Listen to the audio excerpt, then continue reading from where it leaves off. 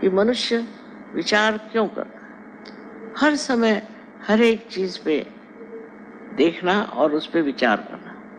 कोई चीज है, जैसे ये अब कारपेट है, ये कहाँ से आई होगी, कितने की होगी, क्या होगा, दुनिया भर की झंझटें इसके लिए होगी। बजाय इसके को इतना सुंदर है, इसका सौंदर्य, उसका आनंद ले, मनुष्य सोचते ही रहता है।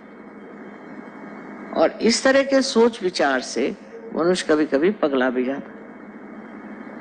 तो किसी भी चीज की ओर देखकर उस पर प्रक्रिया करना, रिएक्ट करना, इससे बढ़ के और कोई गलती नहीं है। क्योंकि जो आप प्रक्रिया कर रहे हैं या रिएक्ट कर रहे हैं किसी चीज पर, तो वो आप अपने अहंकार के कारण या आपके अंदर जो सुप्त चेतन है, जिसे कि कंडीशनिंग कहते हैं, उसके कारण कर रहे हैं। आप इसलिए नहीं कर रहे हैं कि आप उसे पूरी तरह से देख रहे हैं। वो साक्षी स्वरूपत्व आपने, उस चीज को आप पूरी तरह से देखें। अगर आप पूरी तरह से उसे देख सकते हैं तो उस चीज का आनंद आपके अंदर पूरी तरह से समा जाए।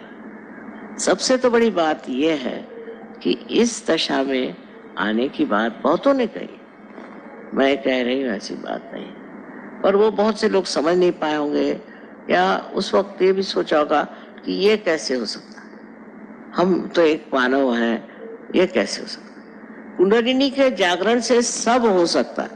और जब कुंडलिनी आप सबके अंदर वास्तव्य किए हुए, जब वो स्थित है वहां, तो सिर्फ उसके जागरण की बात है। ये आपका धरोहर, ये आपकी अपनी चीज है, जिसे आपने खरीदी नहीं, उसके लिए कोई पैसा नहीं दिया, उसके लिए किसी भी तरह की याचना नहीं की। वो अंदर है, वो स्थित है। सिर्फ उसकी जागृति होने का विचार होना चाहिए। अब ये कुंडलिनी शक्ति जो है, ये आपकी बड़ी शुद्ध इच्छा है।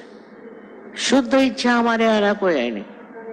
जैसे कोई साहब, वो कहेंगे साहब मैं चाहता हूँ कि मेरे पास एक मोटर आ जाए। अच्छा भाई, आ गई मोटर, तो उसका आनंद ही नहीं उठाया, फिर लगे दूसरा कुछ ढूंढने, फिर वो चीज हो गई तो फिर लगी तीसरी चीज।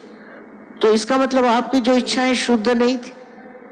अगर वो शुद्ध इच्छा होती तो आप तृप्त हो जाते। ये कुंडलिनी शक्ति आपकी शुद्ध इच्छा है और ये परमेश्वरी इच्छा है। ये जब आपके अंदर जागृत हो जाती है तो आप तृप्त हो जाते हैं। तृप्त हो जाते माने आप